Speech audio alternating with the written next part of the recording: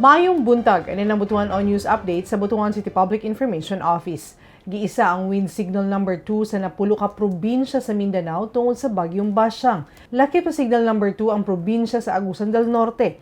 Gani suspendido ang klase sa tanang level sa pampubliko o pribadong tunghaan sa Butuan City karong adlaw tungod sa bagyo aron masiguro ang kaluwasan sa mga estudyante ug magtutudlo. Alas 7 kaganina ang lokasyon sa bagyo anaa sa 385 kilometers sidlakang bahin sa Inatuan, Surigao del Sur nga may kusog sa hangin nga 65 kilometers per hour ug huros nga 80 kilometers per hour.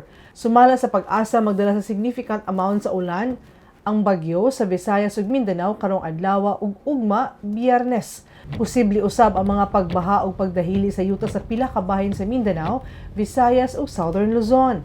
Gipahimangnuan ang publiko sa palayong pag-monitor sa updates ug mahimong alerto aron maprotektahan ang kaugalingon ug propriedad. O makatong update ng adlaw alang sa mga updates, follow and like ang official Facebook page, Instagram o subscribe sa YouTube channel sa Butuan City Public Information Office. Ako si Charmaine Awitan. Daghang salamat ug dalaygon ang Dios.